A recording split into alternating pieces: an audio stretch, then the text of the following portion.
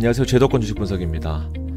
부모가 돼 보니까 내가 당장 가진 건 없어도 자식한테 물려주고 싶은 게 부모 마음일 것 같습니다. 저도 가진 거 쥐뿔도 없거든요. 그래도 자식 증여를 목적으로 할 때 남들 다 아는 그런 얘기들이 아니라 현실적으로 정말 고민되는 부분들을 여러분들과 함께 다뤄보고 실제 실행에 옮기는 것까지 한번 진행해 보도록 하겠습니다. 먼저 제가 예시를 하나 들고 왔거든요. 제일 어려운데 제일 아까운 게 세금이에요. 특히나 여러분들 관심 많으신 건보료나 인적공제 관련된 내용인데 단순한 질문 하나거든요. 근데 되게 많은 내용들이 들어가 있습니다.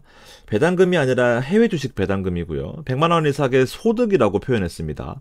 그리고 연말정산의 인적공제 대상에서 제외되는지도 궁금할 거고요.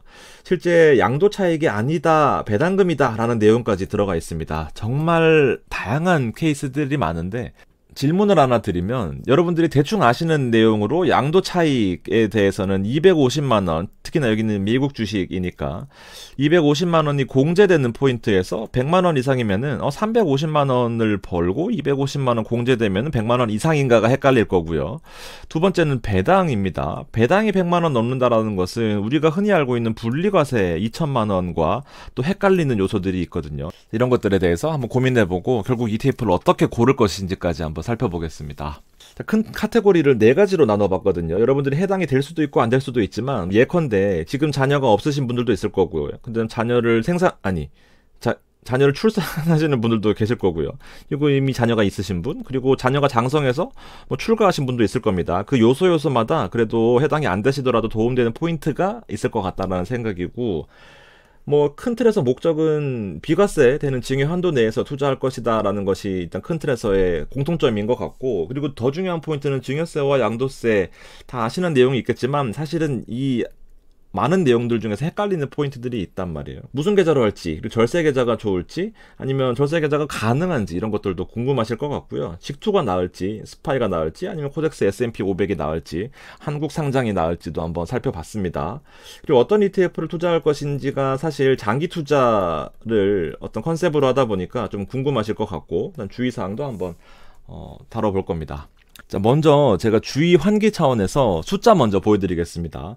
여러분들 아시겠지만 10년 동안의 비과세 한도는 2천만 원이에요. 근데 2만 불이라고 제가 요 계산식을 가져와서 보여드릴 거니까 한번 살펴보시고, 첫 해에 2만 불을 투자합니다. 10년 동안 10%의 수익을 발생시킬 거예요. S&P 500이라고 가정하면은 10%가 불가능한 숫자는 아니잖아요. 그러면 첫 해에 이제 2만 불이 들어갑니다. 그러면은 요 기초 원금은 10년 동안 유지가 되는 거고요. 첫 해는 단순 단리로 2,000불이 불어나게 되죠. 그러면 22,000불이 되고, 그 다음 해에는 이제 복리로 불어나는 겁니다. 22,000불이 투입이 되겠죠. 그러면은 여기에 10% 이자가 붙고, 점차 이자가 붙고, 이자에 이자가 붙는 그런 형태예요.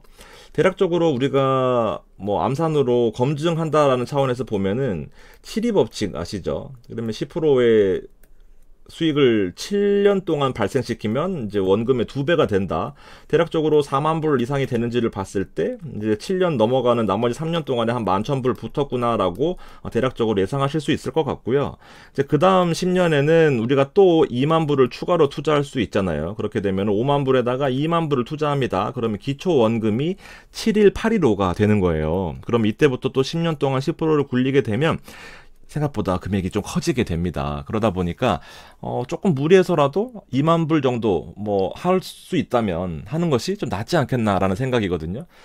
근데 무슨 2천만 원인데 2만 불이냐 하시지 마시고요. 우리가 돈 있으면 더 증여하시는 게 맞잖아요. 1억 증여해도 세금 10% 이거 공제 빼고 대략 세금이 1,000만 원 조금 덜 나와요. 그렇게 되면 좀 고민해 볼 필요가 있지 않나라는 생각에서 2만 불을 한 거니까 숫자는 숫자일 뿐입니다. 2만 불에 10년, 그리고 합산돼서 10년의 결과가 생각보다 우리 딸, 우리 아들한테 돈 주는 것이 어렵진 않겠다라는 생각이 드셨으면 좋겠습니다.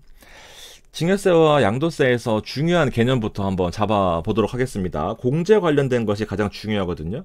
여러분들 다 아시는 내용은 미성년자 2천만 원까지입니다. 10년 합산이니까 참고해 주시고, 10년 동안 2천만 원 한도 내에는 이제 증여세가 없는 건데, 말씀드렸던 것처럼 돈 있으면 더 하셔도 돼요. 5억, 10억 넘어가지 않는 이상 솔직히 그렇게 큰 부담은 없다라고 생각을 하거든요. 20세까지 2번 목표하시면 가장 좋은 거고, 여유되면 2천만 원이 아니어도 조금 더 하는 것도 괜찮다. 자, 두 번째 양도세인데요. 양도세가 이제부터는 골 때립니다. 여러분들 기본적으로 아시는 내용은 미국 주식 같은 해외 주식을 기본적으로 투자할 때 이제 매각 차익이라고 하는 양도 차익에서 250만 원을 공제한다. 그리고 거기에다가 세율을 때린다 정도를 다 기본적으로 아실 것 같은데 정말 중요한 포인트가 있어요. 제가 앞서 보여드렸던 것처럼 공제를 하고 나서 100만 원이냐 아니면 그냥 100만 원이냐가 결국 피부양자를 계속해서 유지할 수 있느냐 없느냐에 정말 중요한 포인트가 되거든요. 자, 무슨 말씀인지 좀 모르시더라도 들어보시면 알 겁니다. 자, 양도가액 있습니다. 양도가액에다가 이제 취득가액을 빼면 필요경비는 수수료일 거예요. 여기에 중요한 개념 하나가 바로 양도소득금액입니다. 양도세, 양도소득금액, 양도차익 다 달라요. 여기에다가 기본공제를 해주는 거거든요. 이게 250만 원이잖아요. 무슨 말씀인지 아시겠죠? 여기다가 이제 과세표준이고 이거에다 세율을 곱하면 이게 산출세액입니다. 여기다가 이제 우리가 내년 5월에 신고를 하는 거 아니에요. 250만 원 넘어갔을 경우에.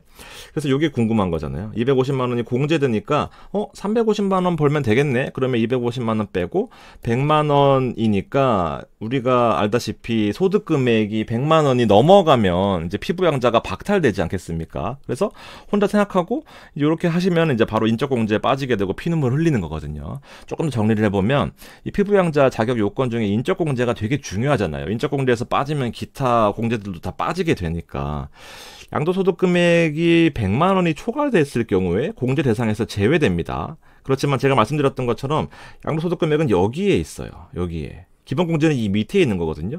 이거가 100만 원이 넘어가면은 이제 피부양자에서 제외되는 겁니다. 특히나 양도소득금액뿐만 아니라 종합소득금액, 양도소득금액, 퇴직소득금액을 합쳐서 소득금액 합산으로 100만 원이 넘어가면은 피부양자가 박탈되는 거예요.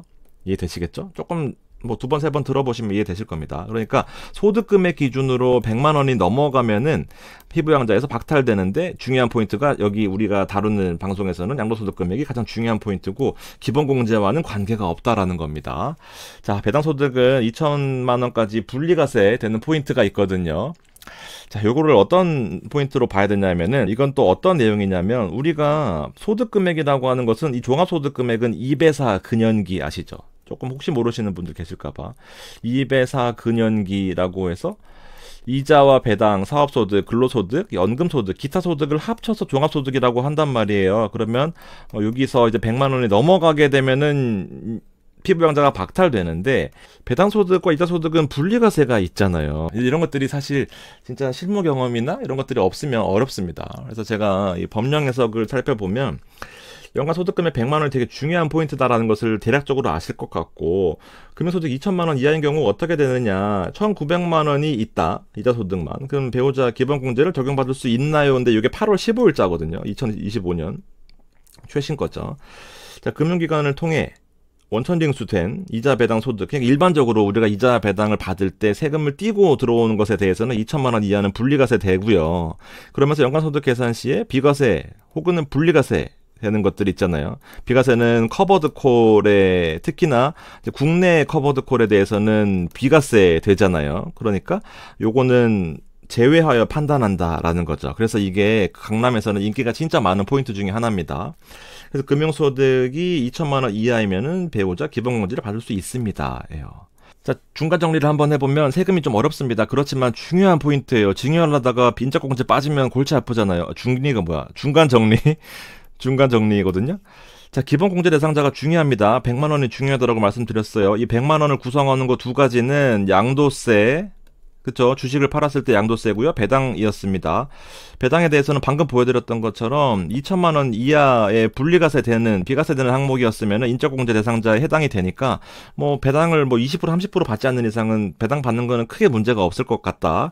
근데 문제는 양도세인 거죠. 양도세는 100만 원만 넘어가면, 그러니까 올해 안에 내가 팔았는데 100만 원이 넘어가게 되면은 피부양자에서 제외될 수 있다라는 포인트예요. 그래서 제가 느끼기에 뭐 이미 결론 나왔지만 국내 상장 ETF가 좋으냐, 해외 직투 ETF가 좋으냐를 했을 때 리밸런싱 측면에서 살펴보면은 내가 벌었으면 팔고 싶을 수 있잖아요.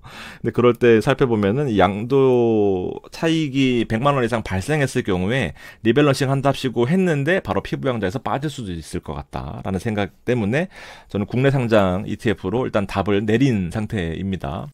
자, 여러 가지 세금 측면에서 헷갈리실 수 있는 부분들을 정리해 봤고요. 그래서 세금이 신경 쓰이다 보니까 떠올릴 수 있는 계좌 두 가지가 연금 계좌랑 ISA 계좌인데, 특히나 ISA 계좌는 19세 이상부터 가입이 가능합니다.